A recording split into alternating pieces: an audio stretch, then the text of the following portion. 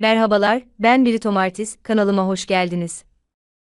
Bu videoda Acun Bey'in kader matrisindeki yaş dönemlerini inceleyeceğiz. Bu videoda daha çok kendisinin evlilik yaptığı ve çocuk sahip olduğu yaş dönemlerinin sayı enerjilerini inceleyeceğiz. Acun Bey'in matrisi, yaş dönemlerinde bulunan sayı enerjilerini anlamak için iyi bir örnek oluşturacağı için seçilmiştir. Bu video, kader matrisine ilgi duyan izleyiciler için hazırlanmış, tamamen kişisel ve yorumlayıcı bir içeriktir. İçerikte geçen hiçbir ifade, kesin bilgi, kehanet ya da haber niteliğinde bir iddia değildir. Anlatılanlar, sayılarla yapılan sembolik analizlerden yola çıkarak oluşturulmuş kişisel tahmin ve varsayımlardır. Gerçek kişi ve olaylarla ilgili bağlantılar yorum amaçlıdır. Bu videodaki bilgiler, kamuya açık röportajlar, haber arşivlerinden derlenmiş, yorum amacıyla hazırlanmıştır. Bu videodaki yorumlar yalnızca Birito Martis ile Kader Matrisi kanalına aittir. İçeriğin bağlamından koparılarak paylaşılması, yanlış anlamalara yol açabilir. İzin alınmadan kullanılmamasını veya değiştirilerek aktarılmamasını rica ederiz. Amaç yalnızca sayısal sembollerin dilini keşfetmek ve düşünmeye teşvik etmektir. Saygılı ve bilinçli bir izleyiciyle buluşmak dileğiyle, iyi seyirler. 13 sayısı, genellikle dönüşüm, yeniden doğuş, eskiyi bırakıp yeniye yer açma, bir devri kapatıp yeni bir devri açma enerjisini temsil eder. Bu sayı, hayatın bir dönemecine girildiğini, bazı alışkanlıkların, ilişkilerin veya bakış açılarının geride bırakılması ve yeni olana başlanması gerektiğini vurgular. Aynı zamanda, içsel gücü ortaya koymak, zorluklar karşısında esneklik göstermek ve ruhsal olarak olgunlaşmak anlamına gelir. 13 enerjisi yoğun ve sarsıcı olabilir. Kişiyi köklü kararlar almaya, keskin değişimlerle yüzleşmeye zorlar. Acun Bey ise bu güçlü sayı enerjisini, Seda Hanım ile evlenerek somutlaştırmış gibi görünüyor. Hayatında yeni bir sayfa açmayı, geçmişteki bazı alışkanlıkları ve yalnızlık döngüsünü geride bırakmayı tercih etmiş olabilir. Evlilik kararı, bu dönüşüm enerjisini yapıcı bir biçimde kullanmasını sağlamış olabilir. Böylece hem kendi içsel gelişimini desteklemiş, hem de yaşamında köklü bir yeniliğe cesurca adım atmış olabilir. Burada Acun Bey, bir ilişkinin doğumuyla vücut bulmuş görünüyor. Bu enerjiyi yıkımdan çok, bilinçli bir inşa süreci olarak deneyimlemiş olabilir. Çoğu kaynakta 13 sayısı evlilik sayısı olarak geçmemektedir. Fakat, bu örnekte olduğu gibi çoğu kişide de görüyorum ki kişiler yalnızlık devrini kapatıp aile olma devrine geçmek için bu sayıda evlenmeyi tercih etmiştir. 9 sayısı, tamamlanma, hayatın anlamını kavrama, içsel bilgelik, şefkat ve ruhsal olgunlukla ilişkilendirilen güçlü bir enerjidir. Bu sayı, insanın kendine dönmesi, hayatı daha geniş bir perspektiften değerlendirmesi ve başkalarına karşı daha duyarlı hale gelmesi gerektiğini simgeler. Acun Bey de 9 sayısının etkisinde olduğu bu özel dönemde, bir kız çocuğuna hayat vererek, bu enerjiyi en saf ve anlamlı haliyle deneyimlemiştir. Kızının doğumu, onun içsel yolculuğunda bir dönüm noktası olmuş. Şefkati, merhameti ve koşulsuz sevgiyi daha derin bir biçimde yaşamasına vesile olmuştur. Bu yeni hayat, sadece biyolojik bir dönüşüm değil, aynı zamanda ruhsal bir uyanış ve daha yüksek bir bilinç düzeyine geçiş anlamı taşımıştır. 9 sayısının bencil arzuları bırakıp başkalarının ihtiyaçlarına daha duyarlı olmaya başlamak teması, Acun Bey için baba olma deneyimiyle gerçeğe dönüşmüş olabilir. Hayat artık sadece onun olmayıp aynı zamanda yeni bir ruhun da yolculuğuna eşlik etme sorumluluğunu taşır hale gelmiş olabilir. Bu deneyim, Acun Bey'in ruhsal olgunluğunu derinleştirmiş, hayatındaki değerleri yeniden şekillendirmiş ve içsel huzura giden yolu aydınlatmış olabilir. Çoğu kaynakta 9 sayısı çocuk sayısı olarak geçmemektedir. Fakat, bu örnekte olduğu gibi çoğu kişide de görüyorum ki olgunlaşmaya giden yolda bazen bir çocuğun dünyaya gelmesi kişi için en güçlü dönüştürücü olabilir. 17 sayısı, yaşamda yeni bir umut, yeniden yapılanma ve geleceğe dair netlik kazanma zamanını temsil eder. Acun Bey'in bu sayı enerjisindeyken bir boşanma yaşamış olması, hayatındaki önemli bir kırılma noktasına işaret eder. Her ne kadar dışarıdan bir kayıp gibi görünse de, aslında bu süreç Acun Bey'in kendi iç sesine kulak verdiği, artık işlemeyen yapıları fark edip onlardan özgürleştiği bir geçiş olmuş olabilir. Bu ayrılık bir başarısızlık değildir. Uzun süredir görmezden gelinen ihtiyaçların, arzuların ve beklentilerin fark edilmesiyle gelen bir yüzleşme olmuş olabilir. Bu dönem, bir yıkımdan çok bir yeniden kurulum zamanı olarak görülür. Kişi, geçmişte yaşanan zorlukları geride bırakmaya hazır hale gelirken, bir yandan da kendi hayatının kontrolünü yeniden eline alma gücünü toplamaya başlayabilir. Bu süreçte özgüvenini yeniden inşa edebilir, kendini daha net tanımaya başlayabilir ve gerçekten ne istediğini sorgulama fırsatı bulabilir. Artık gelecek için gerçekçi ve sağlam adımlar atma zamanı gelmiştir. Acun Bey, belki de ilk kez hayallerini ertelemek yerine onları planlamaya başlamış olabilir. Hayatını yeniden düzenleme, yeni bir yön belirleme, kişisel projelerine ağırlık verme ya da yeteneklerini değerlendirme gibi konular öne çıkabilir. Boşanma, Acun Bey için sadece bir ilişkinin sonu değildir. Kendi potansiyelini ortaya çıkarma yolculuğunun başlangıcıdır. Yaşanan her şey daha bilinçli, daha kendine dönük bir hayatın zeminini hazırlamıştır. Artık geçmişi arkasında bırakıp önüne bakmış olabilir. Çünkü bu dönem kişiye her sonun bir başlangıç olduğunu, kişinin içindeki ışığı tekrar fark edip parlamasını hatırlatır. 5 sayısı, kişinin hayatını yeniden düzenleme, değerlerini sorgulama ve daha sağlam temeller üzerine yeni bir yaşam kurma dönemini temsil eder. Bu sayı dönemi için çoğu kaynakta sağlam bir evlilik için adımların atılacağı yaş dönemi olarak aktarılmıştır. Acun Bey için, Zeynep Hanım ile evlilik yalnızca duygusal bir birliktelik değil, aynı zamanda hayata daha sistemli ve dengeli yaklaşmanın bir yansıması olmuş olabilir. Önceki deneyimlerinden ders alarak, ne istediğini ve neye ihtiyacı olduğunu daha net bilen bir yerden bu kararı almış olabilir. Evliliğin getirdiği sorumlulukları benimsemek, Acun Bey'in daha olgun ve sabırlı bir tutum geliştirmesine katkı sağlamış olabilir. Bu ilişki, başından itibaren karşılıklı saygı ve anlayış temelinde gelişmiş ve zamanla daha da güçlenen, sağlam bir ortaklığa dönüşmüştür. Her iki taraf da birlikte büyümeyi, ortak hedefler belirlemeyi ve sorunları yapıcı bir şekilde çözmeyi başarmıştır.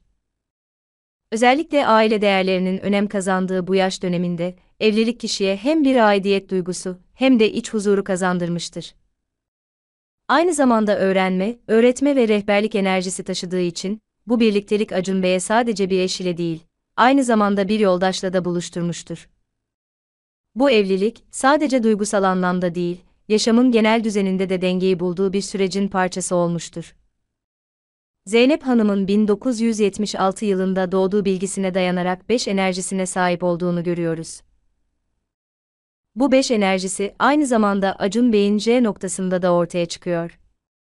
Bu Zeynep Hanım'ın gerçekten hem ilişki açısından hem bir iş ortağı olarak Acun Bey için çok uygun bir partner olduğu yorumunu yapabiliriz. 19 sayısı, başarı, ışık, farkındalık ve sevgiyle beslenen mutlu bir yaşam evresini simgeler. Bu dönem, kişinin kendine güvenini yeniden kazandığı, içsel gücünü ve enerjisini dış dünyaya yansıttığı, neşe ve sevgiyle dolup taştığı ve hayatla daha barışçıl bir ilişki kurduğu bir döneme işaret eder. Aynı zamanda paylaşma, verme ve hayatın güzelliklerini başkalarıyla yaşama isteğini artırır.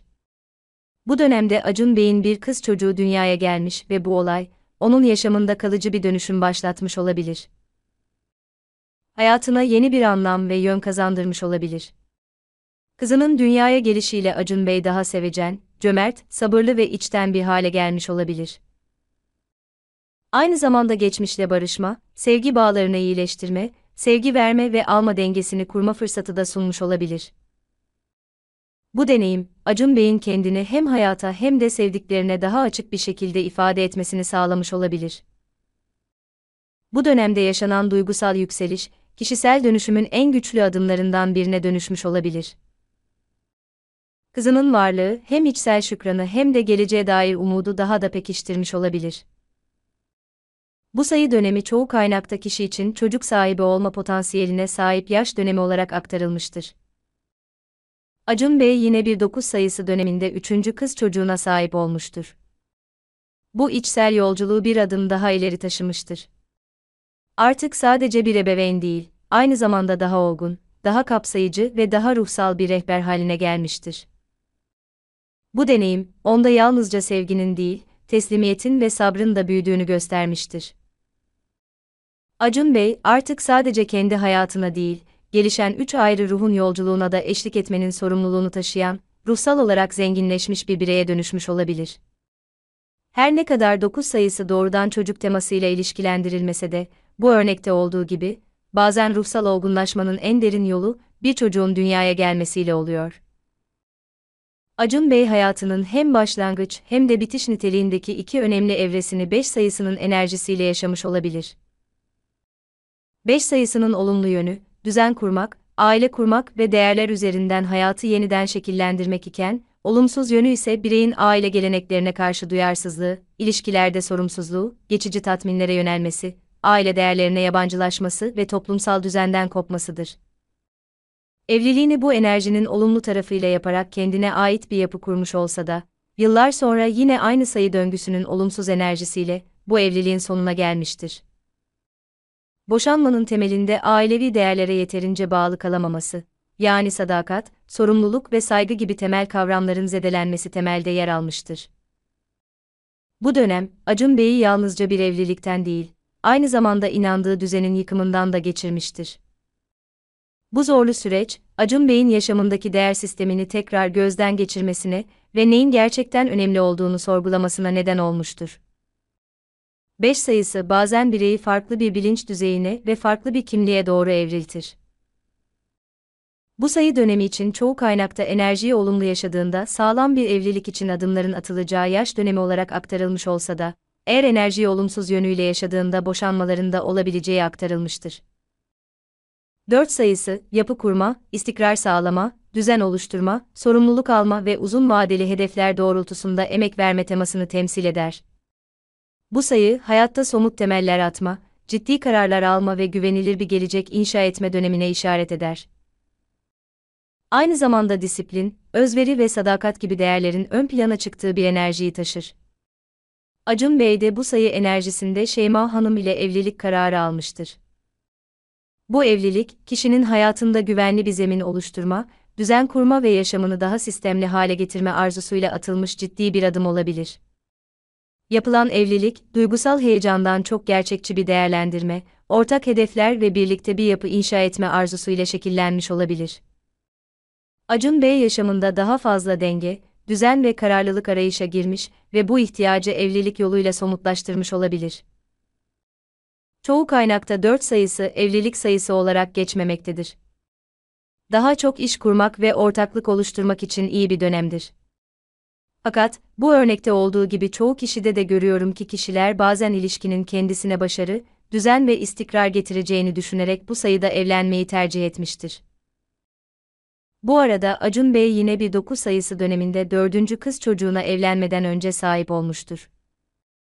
Ruhsal olgunlaşmasını, içsel farkındalığını sürekli kızlarının doğumuyla yaşaması belki de Acun Bey'in karmasında önemli bir dönemi temsil ediyor olabilir. Belki de yaşam derslerini bu çocuklarıyla vererek ruhsal olgunluğa ulaşacak olabilir. 16 sayısı, yaşamda köklü dönüşümleri, ani yıkımları ve zorlayıcı ama arındırıcı deneyimleri temsil eder. Bu sayı, kişinin artık işlevini yitirmiş yapıları geride bırakması gerektiğini gösteren güçlü bir uyarıdır. Acun Bey'de de 16 sayısının enerjisi, bir boşanma süreciyle somutlaşmıştır. Dışarıdan bakıldığında sağlam görünen ancak içten içe çatlamış bir evlilik, bu dönemde aniden çökmüş olabilir. Bu çöküş, kişinin artık sürdürülemeyen bir bağdan özgürleşmesi gerektiğini ortaya koymuş olabilir. Boşanma, başlangıçta sarsıcı ve yıkıcı bir deneyim gibi görünse de, aslında kişinin kendi içsel gerçeğiyle yüzleşmesini, hayattaki önceliklerini sorgulamasını ve ruhsal bir uyanışa adım atmasını sağlayan bir fırsata dönüşmüş olabilir. Acun Bey daha bilinçli, sade ve özgür bir yaşam tarzına yönelmek zorunda kalmış olabilir. Bu ayrılık, sadece bir ilişkinin sonu değil, aynı zamanda eski düşünce kalıplarının, korkuların ve bağımlılıkların da çözülmeye başlaması anlamına gelebilir. Geride bıraktığı şeyler ne kadar değerli görünse de, artık Acun Bey hayatında yeniden yapılanma sürecine girerek daha farklı bir yaşam tarzına geçebilir. 17 sayısı, yaşamda yeni bir umut, yeniden yapılanma ve geleceğe dair netlik kazanma zamanını temsil eder. Kişinin hayatında karanlık bir dönemin ardından gelen aydınlanmayı, iyileşmeyi ve pozitif başlangıçları simgeler. Acun Bey daha önce bu sayı enerjisinin olumsuz etkileriyle boşanmışken, bu yaş döneminde bu enerjinin olumlu etkileriyle Çağla Hanım'la evlenmiştir. Bu evlilik, sadece romantik bir bağ değil, aynı zamanda kişinin içsel iyileşmesinin, kendini yeniden inşa etmesinin ve toplumla daha dengeli bağlar kurmasının da göstergesi olabilir. Bu evlilik, Acun Bey için bir yeniden doğuş kapısı olmuş ve hayata dair güvenini ve inancını tazelemiş olabilir. Bu ilişki, sadece duygusal bir yakınlık değil, aynı zamanda karşılıklı olarak yeteneklerin ve yaratıcılığın desteklendiği bir alan haline gelmiştir. Şu an hayatının 12 sayısı etkisindeki Acun Bey, hayatını dışarıdan bakıldığında sakin ama içsel olarak oldukça yoğun bir dönemden geçerek yaşıyor olabilir. Hayatında ilerleme kaydedemediğini, bir çıkmazda olduğunu hissedebilir. Ancak bu duraksama süreci aslında içsel dönüşüm için gerekli bir ara niteliğindedir. Bu dönemde geçmişteki alışkanlıklarını ve düşünce kalıplarını sorguluyor, bazı ilişkilerden veya durumlardan içsel olarak uzaklaşma ihtiyacı hissediyor olabilir. Sosyal olarak geri çekilmiş, daha çok iç sesini dinlemeye yönelmiş ve sezgileriyle yol bulmaya çalışıyor olabilir. Empati ve yardım etme duyguları yoğun olabilir. Ancak bu durum zaman zaman kendini ihmal etmesine de yol açabilir. İş ve finansal konularda yavaşlama yaşasa da, bu dönem ona sabretmeyi, teslimiyeti ve ruhsal anlamda büyümeyi öğretiyor olabilir. Her şeyin durmuş gibi göründüğü bu süreç, aslında onun daha farkında, daha bilinçli ve güçlü bir yaşam temelini inşa ettiği derin bir içsel uyanış dönemi olabilir. Aynı zamanda yaş dönemi sayılarına baktığımızda, 40 yaşına kadar hayatında hangi enerjileri yaşadıysa, 40 yaşından sonra aynı enerjileri geriye dönerek tekrar yaşadığı görülmektedir. Eğer 40 yaşına kadar yaşadığı olaylardan ders almamışsa, aynı olayları sırasıyla yaşamaya devam edebilir. Eğer gereken dersler alınmışsa ve kişi kendini en iyi versiyonuna getirdiyse, bu enerjileri nasıl kullanması gerektiğini öğrenmiştir. Kader matrisi yaş dönemlerine bakıldığı zaman hayatının en iyi yıllarını 35 ile 45 yaş aralığında Zeynep Hanım'la geçirdiği söylenebilir mi? Çağla Hanım'la yaptığı evlilik enerjisinin Seda Hanım'la yaptığı evlilik enerjisiyle benzer olduğu söylenebilir mi? Daha önceki sayı enerjilerine bakıldığında 9 sayısında kızlarının dünyaya geldiğini düşünürsek, acaba 59 yaşında tekrar baba olabilir mi? Ya da 61 yaşında evliliği bir şekilde bitebilir mi? Videonun başında da söylediğim gibi hepsi kesinliği olmayan olasılıklardır. O yaşın enerjisini olumlu ya da olumsuz bir şekilde yaşamak yine kişinin kendisine bağlıdır. Bu yüzden aynı gün doğan insanlar farklı seçimler yaptığı için farklı hayatlara sahiptir. Bu videoda Acun Bey'in kader matrisi üzerinden yaş dönemi sayı enerjilerini inceledik. Merak ettiğiniz başka bir kişi var ise yorumlarda belirtebilirsiniz. Yaş dönemi sayılarını kişiler üzerinden yorumlamak daha açıklayıcı olabilir. Yaş dönemi sayıları hakkında daha fazla bilgi edinmek için yıldızlı üye olabilirsiniz. Ayrıca turuncu yıldıza sahip yıldızlı üyelerimin kader matrislerini daha detaylı bir şekilde yorumluyorum. Buraya kadar seyrettiğiniz için teşekkür ederim. Eğer videolar ve kanal ile ilgili önerileriniz, sorularınız, iyi ya da kötü olduğunu düşündüğünüz yönler var ise yorumlarda belirtirseniz sevinirim. Bir sonraki videoda buluşuncaya kadar kendinize çok iyi bakın, hoşça kalın.